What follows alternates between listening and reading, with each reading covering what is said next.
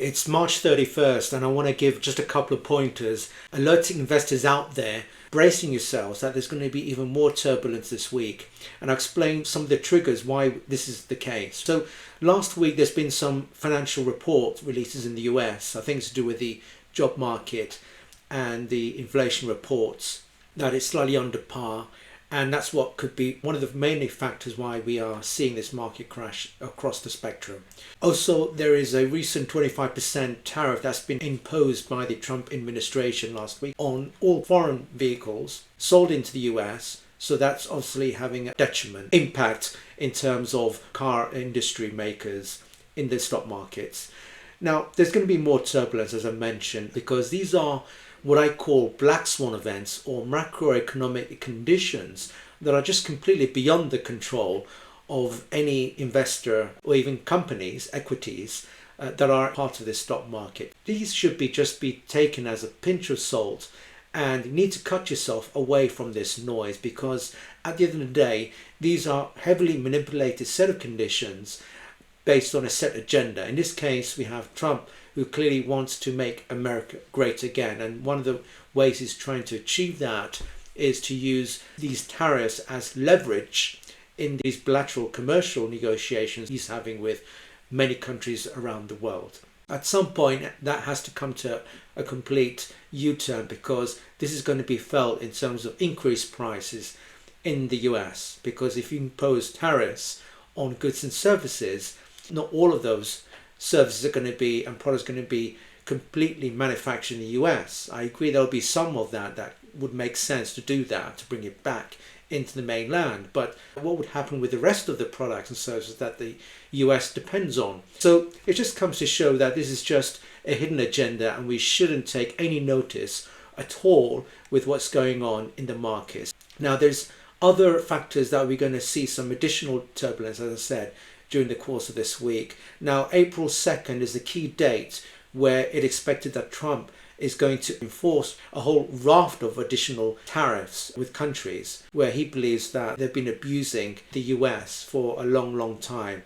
So that is going to have another impact, turbulence in the markets and crypto. He is calling this the Liberation Day. So we'll see what will be the aftermath on that. What are the advice I would give to you investors out there during these times of turbulence is to avoid panic selling. Market downturns can be unsettling, but it's crucial to assess the long-term potential of your investments rather than reacting impulsively to short-term fluctuations. Now, this has happened in many other crashes that we have seen. One of the reasons why is because it's mostly driven by a political hidden agenda. I mean, if you recall, the US as an example, and it's not just the US, as many other countries are pretty much in the same sort of situation where they are faced with humongous debt. In the case of the US, I think it's $37 trillion debt. And what they're trying to do is, given that a proportionate amount of their previously issued government bonds is close to maturity, I think it's $9 trillion worth is in that category. Well, clearly, if Trump has the opportunity to kind of tank the market and bring it down such that when it comes to renewing those government issued bonds to, let's say, another 5 or 10 years under a slightly lower interest rate, well, clearly that is an example of a politically motivated hidden agenda that I mentioned earlier on. And this is just one of many. And it's not just the case with the US. This is like the government playbook in action in most of the nation states out there, where they find themselves having to pay humongous amount of high interest rates over their debts of their government issued bonds to lower the cost of future interest payments when it comes to having to release more government issued bonds, i.e. money printing in effect. Okay, so you need to avoid the panic selling. This is because they want to try and root out the lettuce hands, those weak retail investors. And this is all the more reason why you need to avoid the noise as much as you can. Try and avoid many podcasts that gives you this up-to-date situation as to the market progression, because that won't help at all. They'll just add more confusion, more scaremongering to investors, where you need to just cut yourself completely from that. So that'd be my advice. And you have a high rate of conviction over your existing positions. Well, it makes sense to hold on to those positions. Perhaps use the moments of turbulence as a buying opportunity to add to those positions. Whenever you have surplus cash out there, maybe this is a golden buying opportunity, right?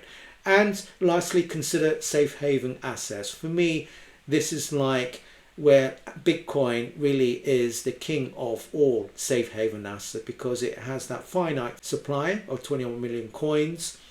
And really is the ultimate savings technology. It's the ultimate store of value. And if you hold it to the long term, then you're going to be in a much better position to reap the rewards of that hodling period and DCA. So please have a peek at this video at the top of me, which gives you some of those tips in order to become that more resilient investor and look at the broader long time horizon rather than just these short-term volatility, scaremongering, black swan events that we're currently witnessing at the moment.